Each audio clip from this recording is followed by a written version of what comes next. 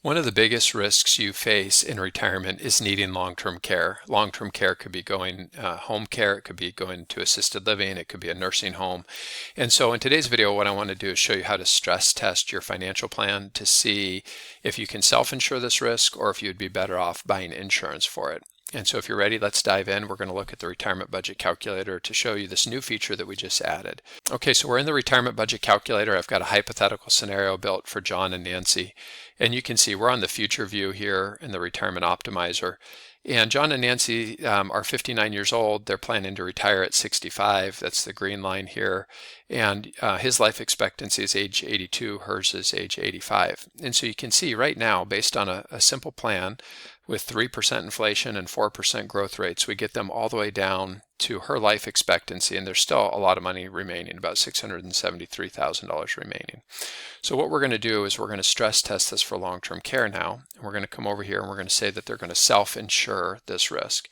Now, if you don't know what the cost of going into an assisted living facility is in your area, you can click this link right here. And it's going to bring you to the cost of care survey that Genworth puts out. We'll say you put in your zip code and select your city. And then it will show you the cost range anywhere from $4,100 to $13,840 for a nursing home, and assisted living could be $8,440. So we'll come back over here. We're going to assume that the the current cost of care is $9,000 a month, so kind of a middle of the road estimate. And we're going to say that those costs are going to continue to increase at 3% per year. And then that the amount of time that they're going to need long-term care is about 3 years, starting at age 79. So you can see, we come over here, and now, remember, before they had plenty of money to last all the way through retirement, but now, as a result of him needing long-term care, so look what's happening here. In 2043, their budget requires $123,000 when adjusted for inflation.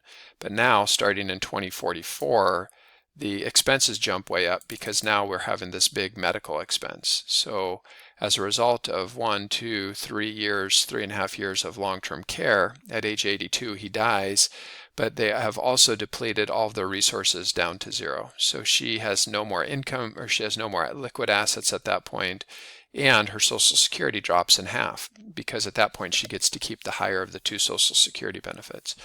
So she still has a house that she could sell, but you can see in this scenario they used up all of their liquid assets on his long-term care. So now what we want to do is we want to say, well, what if they were to buy insurance to help protect against this? So we come back over to our scenario, we choose insurance. We're going to say that he buys a policy that is $3,000 a year, and we're going to say that those premiums increase at 3% per year. We'll say that the premiums are waived once care starts. And instead of trying to insure for the full amount, we're just going to insure at $6,000 a month with a 3% cost of living adjustment. And we're going to say that that insurance lasts for 3 years.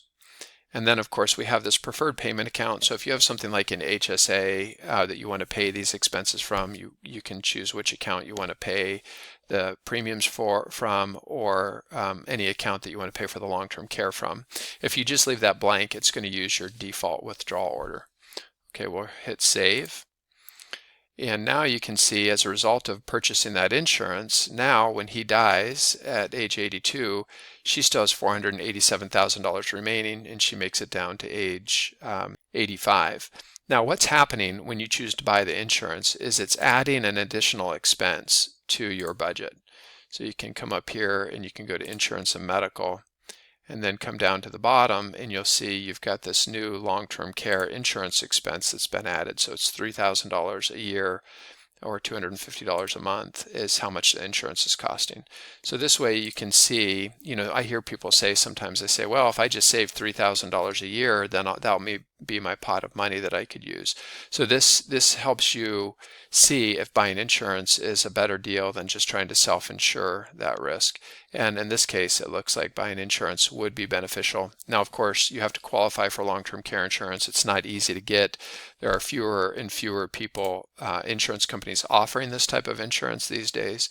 But this is a way for you to stress test your plan to see if buying insurance is the best route or if you should self-insure against long-term care. Okay, I hope you found this helpful. Thanks so much.